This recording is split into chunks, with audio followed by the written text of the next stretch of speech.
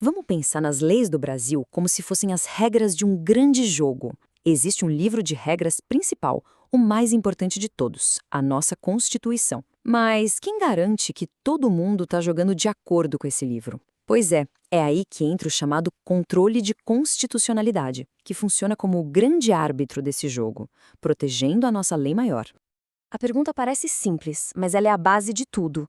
Se a gente concorda que a Constituição é a autoridade suprema, o que acontece quando uma lei nova ou uma decisão do governo simplesmente ignora o que ela diz?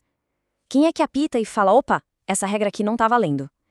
A resposta está num mecanismo pensado exatamente para isso. Então, o que é esse controle na prática? Pensa nele como se fosse um controle de qualidade do nosso sistema jurídico. Toda nova lei, todo ato importante do governo, teoricamente, passa por uma inspeção para ver se está alinhado com o manual principal, que é a Constituição. O objetivo é bem claro e fundamental: garantir que nada nem ninguém esteja acima da lei fundamental do país. Ok, mas para esse sistema todo de controle funcionar de verdade, não basta só ter uma Constituição bonita, escrita no papel. São necessários, na verdade, 3 pilares que dão sustentação e força real para ela. Vamos dar uma olhada em quais são. Vamos analisar esses pilares. Primeiro, a hierarquia. Não tem discussão, a Constituição tem que ser a lei número 1. Ponto final. Nenhuma outra lei pode contradizer o que ela diz. Segundo, um guardião. Precisa existir uma instituição oficial, no nosso caso, o Poder Judiciário, com a missão clara de proteger essa hierarquia. E terceiro, e talvez o mais crucial, a força jurídica.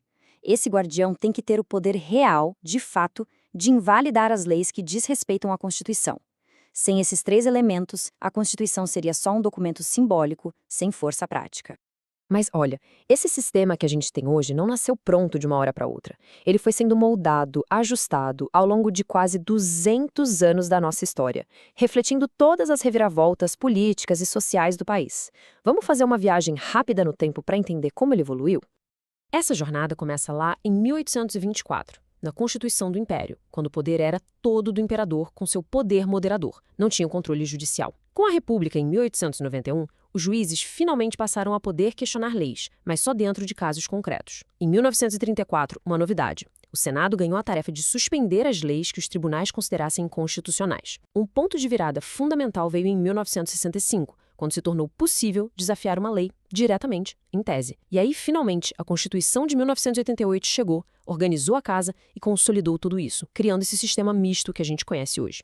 E toda essa evolução nos trouxe ao sistema atual, que funciona, de forma bem simplificada, em 2 pistas, 2 caminhos paralelos. Pensa neles como 2 rotas diferentes que podem levar ao mesmo lugar, um veredito final sobre a validade de uma lei. Vamos comparar esses 2 caminhos. De um lado, temos o controle difuso. Aqui, qualquer juiz, em qualquer tribunal do Brasil, no meio de um processo comum, pode se deparar com uma lei e decidir que ela é inconstitucional. Só que essa decisão, a princípio, só vale para as pessoas envolvidas naquele caso. Do outro lado, tem um controle concentrado. Aí a história é diferente. A arena é exclusiva do Supremo Tribunal Federal, o STF. E a discussão não é sobre um caso específico, é sobre a lei em si. E a decisão que o STF toma aqui, essa vale para todo mundo no país, sem exceção. E é aqui que está uma das grandes particularidades, a genialidade, por assim dizer, do sistema brasileiro. Ele não escolheu um lado ou outro, ele combina os 2.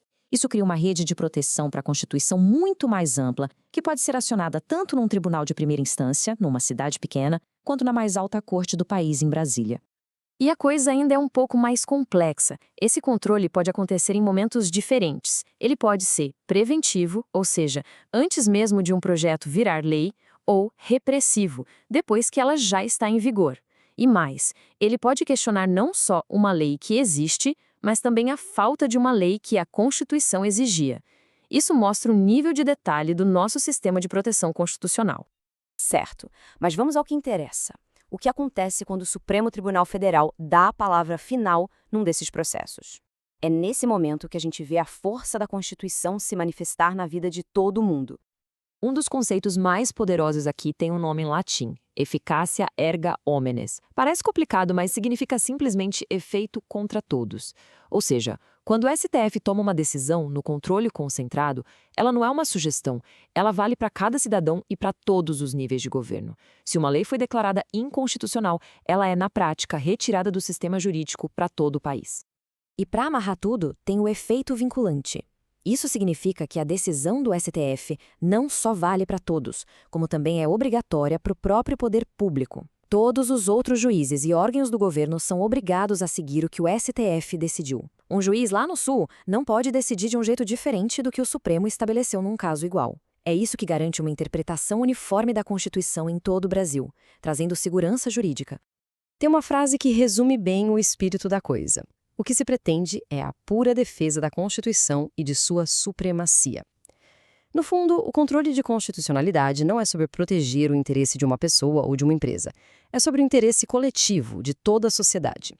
O objetivo final é um só: manter a Constituição como a regra do jogo que vale para todos o tempo todo. No fim das contas, o controle de constitucionalidade é a espinha dorsal do nosso Estado de Direito. É um sistema complexo, cheio de detalhes, mas que foi projetado para uma única missão: proteger nossa lei maior. Só que ele também concentra um poder imenso nas mãos do Supremo Tribunal. E isso nos deixa com uma pergunta fundamental, que vale para qualquer democracia. Em um sistema de freios e contrapesos, quem freia o guardião final?